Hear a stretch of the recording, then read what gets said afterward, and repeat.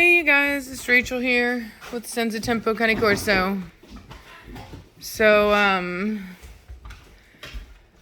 good morning. It's morning. And, last night I cleaned up my garage. I had, sorry. I had, chickens there, and then I had the 2 puppy pens, but all the puppies are gone now, except for a couple. This little blue female here is getting picked up today. Little baby girl. And this blue brindle here is going home on Monday. Oh, it sucks so bad. I wanted to, like, you guys do not know how bad I wanted to keep her. I really wanted to keep her. It was a very hard decision. She's such a good puppy. But, you know, I was just looking at my numbers and looking at what I have, and I just need to open up space for more genetic diversity. And I've got quite a bit, which is good as far as like males. And I'll tell you guys, I was supposed to do another video. No, I was supposed to do another video last night. No ma'am, and the ma'am. I was supposed to do, yes, hello, Zoe.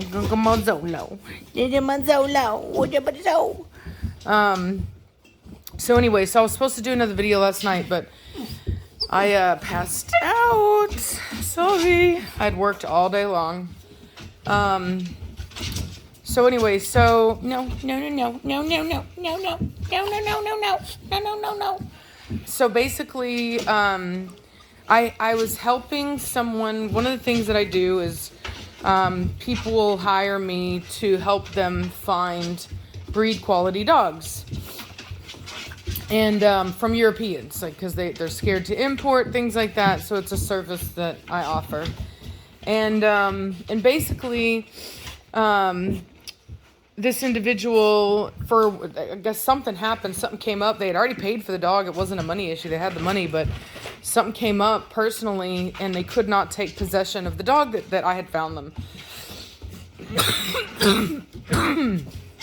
Like I said, they had already paid for the dog in full and shipping.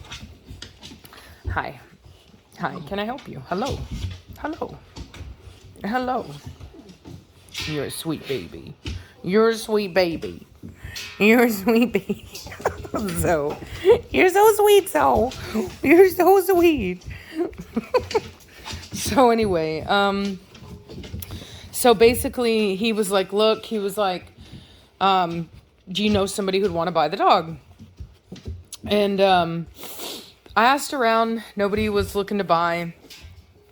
And so I was like, look, kind of offered him what I could, because I'm not even really in a position to buy an import right now, just financially. And I was just like, look, I was like, you know, I kind of presented a deal, and he was cool with that. And so, oh, don't you do that. I'll feed you in a minute. And so basically, I'm going to be taking possession of this puppy. So he's not even here yet. He's still in Serbia. And so he's going to be coming over on the 3rd. So we'll be picking him up on, Reese and I are going to go pick him up on Friday. Maybe we'll do a live stream or something. Who knows? You guys will have to let us know if you want to do that. Hey, hello, my babies. Did you, my babies? Oh, look at your love. Look at your loves. All the loves. There's so much love. So anyway, oh, you're a bad dog. Oh, that was a bad dog. You know what you did. You go. You get. That was bad. Knocked over some food over there. What a bad dog. Nope, you don't get that. No. You go. Psst, I will feed you in a minute. You go. That's bad. Oh, he's a bad dog. Oh, you think you're gonna cheat and go around? That's preacher's food now. Go, Don Juan. You were bad. That's bad. He's so tall. He knocked over some dog food off the shelf. Anyway, so where was I at? So the dog is in Serbia. He's gonna be coming over on the 3rd. I'm gonna Brees and I are gonna drive in and go pick him up. And anyway, he's not related to anything that I have directly. He does have it. In what's cool about it's a very unique breeding. I was looking at the pedigree, and it's very unique. It is stuff that some of it's a little bit more modern. And there's a dog named Gentleman Custodinos is the father, but the mother has a very interesting pedigree, and it's very old stuff in her pedigree. And actually in the father's too. It's actually, I was looking at it, and it's a slight line breeding. Not a big amount. It's not like a inbreeding per se, but it is a line breeding off of this one female that seems to have been quite popular back in like 2012. So anyway, so I'm excited about this. I really wasn't looking, but now I'm kind of excited. And I spoke with the guy, and he said with the breeder, and he said the dog's gonna be really big and really beautiful. And I mean, I can tell by looking at the dog that he's gonna be beautiful. But anyway, but I was just curious because I didn't know anything about the lines. Like I said, I don't have anything directly off those lines. And I was like, hey, just curious. I was like, not a big deal, just wondering, what the size of this guy's gonna be. And he's like, oh, he's gonna be big. And for this guy to say he's gonna be big, he's gonna be big. So this is the guy that produced Mad Mortigan's father, which is the biggest Corso that I've personally ever seen. So I'm really excited about that. Bringing in a new male with new genes. So like I said, the cool thing is that we do have quite a lot more stuff coming in, but still it just doesn't leave me enough room to keep this female, because ultimately it's, what I mean, like there's just not much I could do, like one breeding in, and then I would have a hard time, wouldn't be able to keep back. Like it wouldn't be a good idea. So in the realm of genetic diversity, this female here, she's a new female. I did a trade with a breeder friend of mine over at Cape Fear, Vicky, who I got Preacher from. And so she's out of Alpha and Angelina, which also are lines that I do not have directly. I have, all Corso.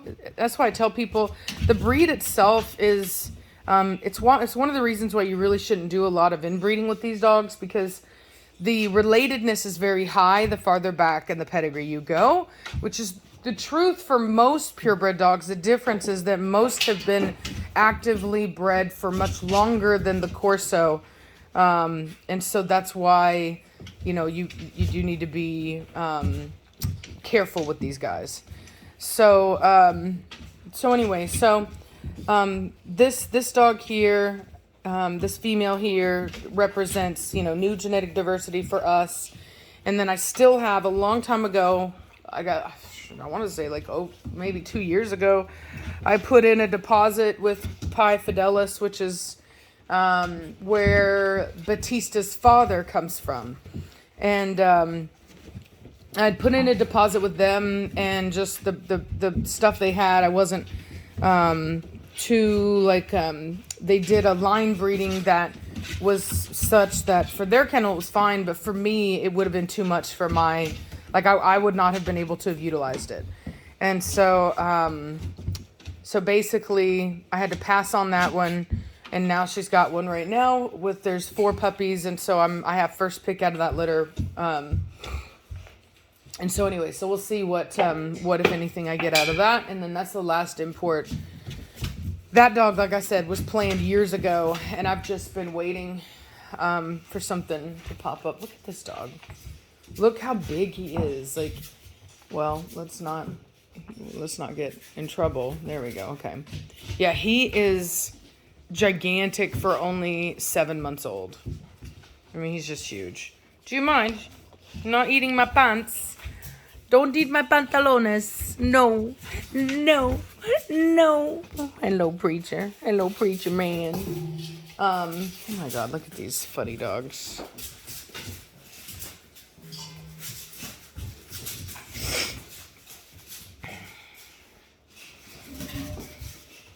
So, Zoe was not originally an inside dog, as you guys know, but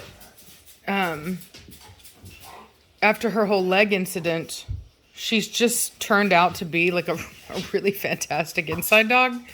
She's very chill. She doesn't get any trouble. She's very submissive and respectful. She doesn't chew anything up. She's, doesn't have any bad habits. She doesn't, break into the, hold on now. That's an accident waiting to happen. You better move your foot right off there, boy. So anyway, doesn't have any bad vices. I mean, she's just a really fantastic dog, very sweet. And I've finally trained all my dogs to stay off my bed. So literally nobody gets in my bed at night, which I'm really happy about. Which is wild for me, but y'all, I just had to. Like, I was not about to be washing my blankets and sheets as much as I was having to. It was just, no. Like, you see how he's rolling around on the floor and all that stuff, and it just got to be, with all this property, before, I didn't have all the land, and so, the dogs just didn't get as filthy as they do here. And I'm just not doing it. So no dogs in my bed. So everyone's doing really well with that. Zoe is very respectful of that. And anyway, I mean, she's just a really great dog. So she's an inside dog now. She's kind of made herself an inside dog. Plus, she's a little accident prone. Hey, psst, what are you doing? Little accident prone. So I kind of like having her in the house so I can keep an eye on her. But otherwise, I mean, like I said, she's a really sweet girl. Savannah was doing her homework the other day, and she was just literally just sitting in there laying underneath the kitchen table, watching Savannah do her homework, just laying there with her. It was really sweet. So that's cool. And then I got... Well, you can't. There we go. So I got Hefe out there. You can see him. Hefe, Blondie. Look at him looking at me. And Velocity are out there. And that's not to say that I don't like to have little baby chicks. It's not to say that I don't like to have them inside, but when you can't clean and operate in your life with a ton of dogs in the house at one time. So what I have Savannah do in the morning is she lets them out, puts them out, and then I get to sleep in a little bit because now she's riding the bus. And that just happened, by the way. And and so anyway, and then I have in the crazy bunch. I've got the crazy preacher man who's it's a joke. He's not really crazy. And then Zoe. Zoe! What are you doing? What are you doing, Zoe? What are you doing, Zolo? Zolo. There's a good boy. You're a good boy. Who's got my shirt? Who's got my shirt? Who's got my shirt? Who's got my shirt? Yes, hello. Anyway, well, I'm gonna let y'all go. I gotta get my coffee going. I have not had coffee yet. Boo, boo, boo. And boo, boo, boo. And boo, boo. And boo, boo. And boo, boo, boo. And boo, boo. And boo, boo, boo, boo, boo. Boo. So anyway, just want to let y'all know what our little surprise was. And I'll talk to y'all later. I'm gonna get some coffee in me and then get to feeding and watering everybody and get back to work. So, anyway, I'll talk to y'all later. Bye.